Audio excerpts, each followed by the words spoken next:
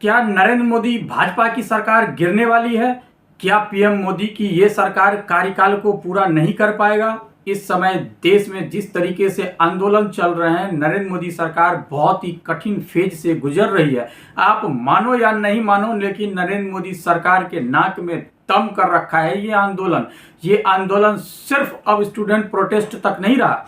आप भी देख रहे होंगे, हाल ही में कुछ समय से लगातार आंदोलन चल रहे हैं और अभी एक आंदोलन तुल पकड़ लिया है, आरक्षण हटाओ आंदोलन, जिसमें अमित शाह की पुराने बयानों को आपने सुना है क्या? नहीं सुना है तो सुन लीजिए। कान खोल कर सुन लो, भारतीय जनता पार्टी कभी रिजर्वेशन को हटाने वाली नहीं है। इतना नहीं, आप हटाना चाहोगे तो आपको भारतीय जनता पार्टी हटाने भी नहीं देगी। ये कमिटमेंट भारतीय जनता पार्टी का। उन्होंने स्पष्ट रूप से कहा था कि आरक्षण नहीं हटेगा और अगर कोई आरक्षण हटाना भी चाहेगा तो हम उसे हटाने नहीं देंगे। ये अमित शाह का स्टेटमेंट है और इसी बात को तुल पकड़ लिया गया है स्वर्ण वर्गों के द्वारा, जो कि ये कहते हैं आरक्षण क्यों नहीं हटेगा भाई, आरक्षण होनी चाहिए आर्थिक के आधार पर, ना कि जातिगत के आधार पर। तो मायावती जी का इस पे ट्वीट आ गया है कि यह तो देश हित में ही नहीं है, यह तो देश हित के खिलाफ है। कैसे आप कह सकते हो कि आरक्षण जो है सो जातिगत के आधार पे नहीं होना चाहिए? अभी भी इस देश में बहुत से ऐसे दलित, महादलित, शोषित, वंचित लोग हैं जिनके साथ अन्याय हो रहा है समाज में। ऐसे में आरक्षण को हटाने की तो सवाल ही नहीं मन में आता है।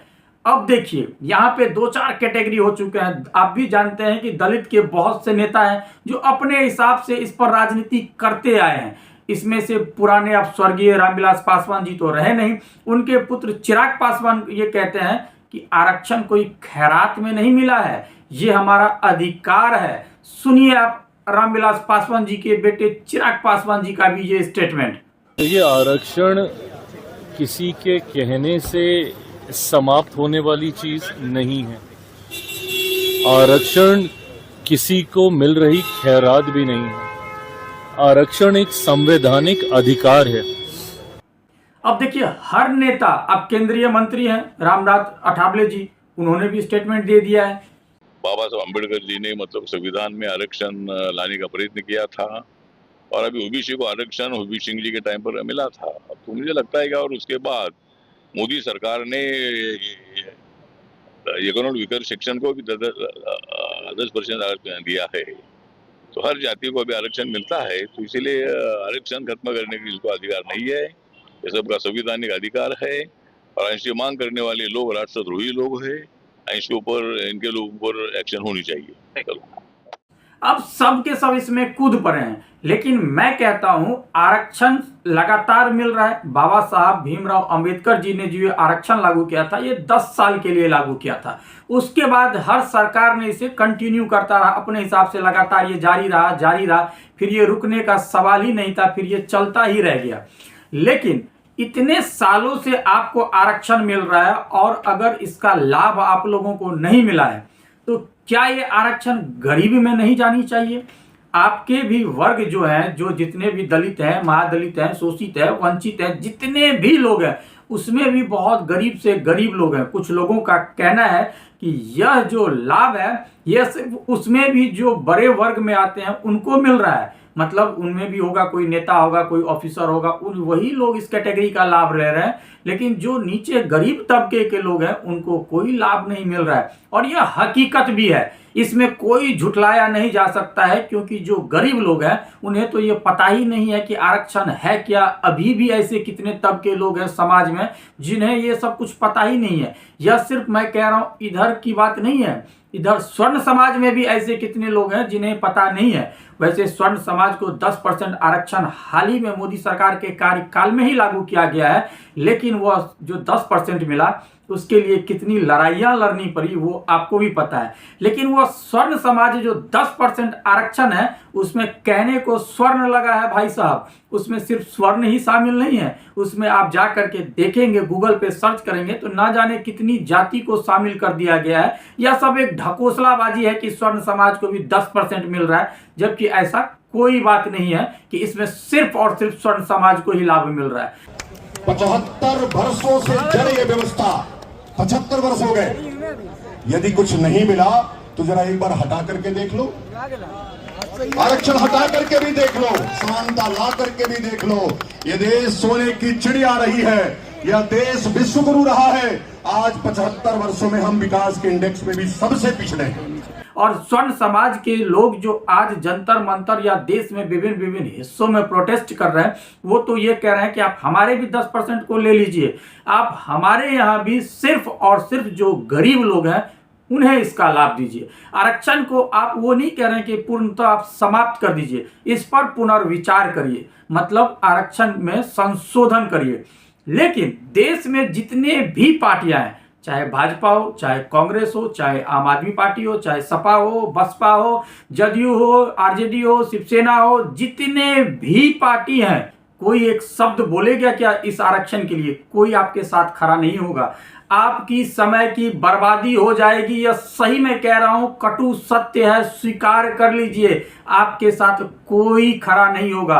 और आप अगर आंदोलन करेंगे आरक्षण हटाओ या फिर आरक्षण को सुधारो, तो उनके तरफ से आपसे 10 गुना लोग रोड पे आ जाएंगे, आरक्षण बचाओ।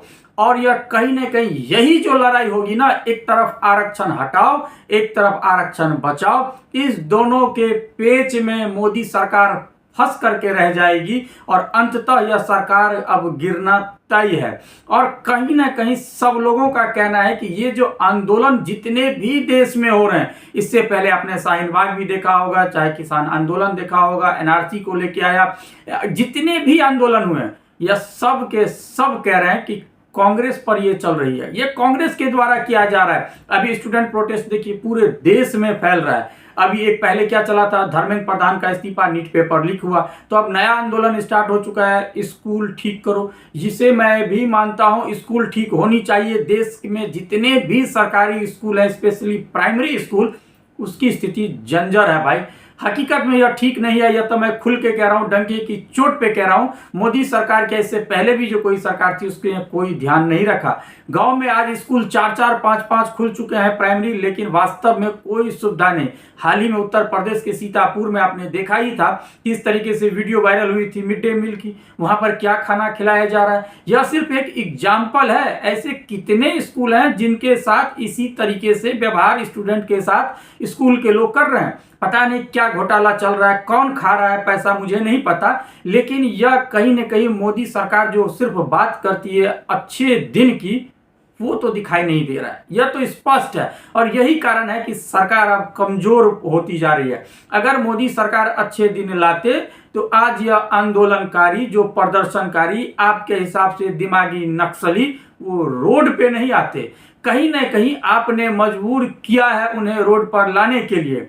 अब आते हैं हम फिर से आरक्षण पे। आरक्षण देखिए, देश में आरक्षण चलता रहा है, चलना भी चाहिए। हकीकत यह भी है कि इस बात को भी कोई झुठला नहीं सकता है, जो इधर लोग हैं, इधर वर्ग हैं, दलित, जितने भी दलित लोग भाई हैं, महादलित जितने भी लोग हैं, उनके साथ कहीं न कहीं समाज में भेदभाव होता है। इसमें कोई झुठला नहीं सकता, इस बात को आप भी स्वीकारेंगे।